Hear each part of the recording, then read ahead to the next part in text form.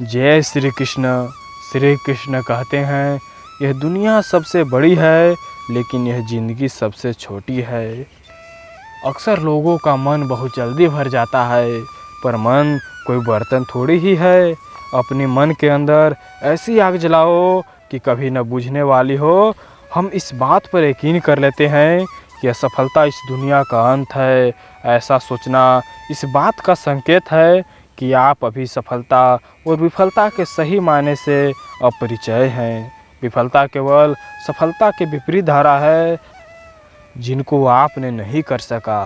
गलती एक नई अनुभव को बताता है। जिस व्यक्ति ने कभी गलती किया ही नहीं, उसने कभी नया काम करने की कोशिश करता ही नहीं। दुनिया को हमेशा सीधी आंखों से मत देखते रहो, कभी तिरछी आंखों से भी देखो। न ही लक्ष्य को पूरा करने के लिए और न ही सपने को पूरा करने के लिए, बल्कि उसको पूरा करने के लिए मेहनत करने के लिए। एक बड़ा इंसान बनने और सहज करने में बहुत समय लगते हैं।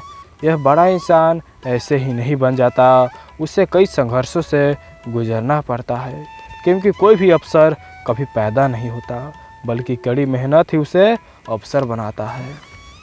श्री कृष्ण अपने लक्ष्य को लेकर बस सिर्फ 4 बातें बताते हैं, जिसमें से पहला बात है लक्ष्य निर्धारण। आप किसी लक्ष्य को निर्धारण कीजिए। उसके बाद दूसरा है उसके प्रति आकर्षित होना। जिस लक्ष्य को आप प्राप्त करने को चाहते हैं, उस लक्ष्य के प्रति यदि आप आकर्षित हैं, उत्सुक हैं, प्रतिदिन आपको नींद खुलते ही उस लक्ष्य के सिवाय बाकी कुछ नहीं दिखता, तभी आप उस लक्ष्य पर लगें। और तीसरा है उस पर कड़ी मेहनत, उस पर कड़ी संघर्षता, तब जाकर आपको सफलता प्राप्त होती है। और तीसरा है सफलता और विफलता, क्योंकि सफलता के साथ साथ विफलता ही आता है। जो इस विफलता को सहन कर सकता है वही सफलता प्राप्त कर सकता है। बिना विफलता के कभी सफलता नहीं आती। जीवन में हमेशा एक बात याद रखें कि जहाँ सुख है वहीं दुख है, क्योंकि दुखों का अंत नहीं और सुखों का शुरुआत नहीं। सुख कभी भी आपके पास आ सकता है और दुख कभी भी अंत हो सकता है, इसीलिए इससे घबराना नहीं है। श्री कृष्ण का वाणी सदैव दिलों में याद रखें।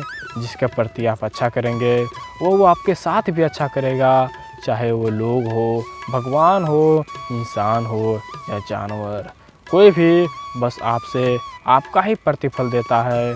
ठीक उसी प्रकार जैसे हम एक बीज बोते हैं तो हमें फल के रूप में एक फल दाना देता है, ठीक उसी प्रकार जैसे हम संघर्ष करते हैं तो हमें उस लक्ष्य प्राप्त होता है, उस सफलता प्राप्त होता है।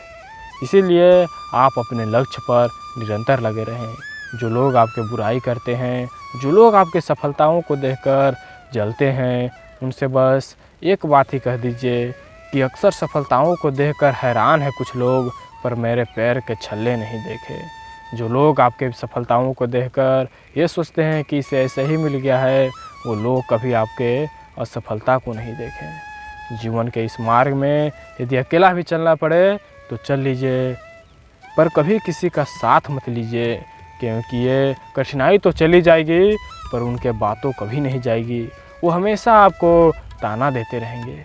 इसीलिए हमेशा जीवन में एक मार्ग चुने, एक रास्ता चुने और अकेला चले, क्योंकि अकेला जो हमें अनुभव सिखाता है वो दुनिया में कोई अनुभव नहीं सिखा सकता। दुनिया का अमूल सत्य है, अकेला चलो, अकेला आना है, अकेला जाना है। माना कि सिकंदर के हौसले बड़े थे, पर वह जब मरा था तो उसके दोनों हाथ खाली पड़े थे। इसीलिए जीवन में जितना हो सके धन अर्जित करो, पर भगवान को उसमें से 2 से 3% ज़रूर दान कीजिए, क्योंकि आप जैसे आए हैं वैसे चले जाएंगे। इस दुनिया में न तो कोई कुछ लेके आया है और न ही कुछ लेके जाएगा।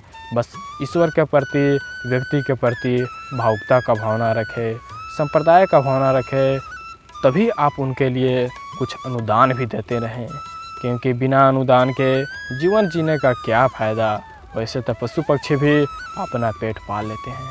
इसीलिए जीवन में जितना हो सके दूसरे को मदद कीजिए, खुद को संघर्षता में तापा दीजिए, क्योंकि अग्नि ही एक मिट्टी के बर्तन को मजबूत बनाता है। उसी प्रकार हमारे जीवन में कठिनाई ही हमें मजबूत बनाता है। इसीलिए कठिनाई से कभी डरिए मत, बस श्री कृष्ण के उन 4 बातों को याद रखें। लक्ष्य निर्धारण, लक्ष्य के प्रति अनुत्सुकता, असुकता, तथा तीसरा संघर्षता, और चौथा असफलताओं का सामना करना। ये सभी 4 बातें यदि आप याद कर लिए तो आप जीवन में कभी असफलताओं को प्राप्त होने से डरेंगे नहीं और सफलता हमेशा प्राप्त करेंगे। दोस्तों, आशा करता हूँ आपको ये वीडियो अच्छा लगा हो। जल्द ही मिलते हैं एक नए कृष्णवाणी के साथ। जय श्री कृष्ण, राधे राधे।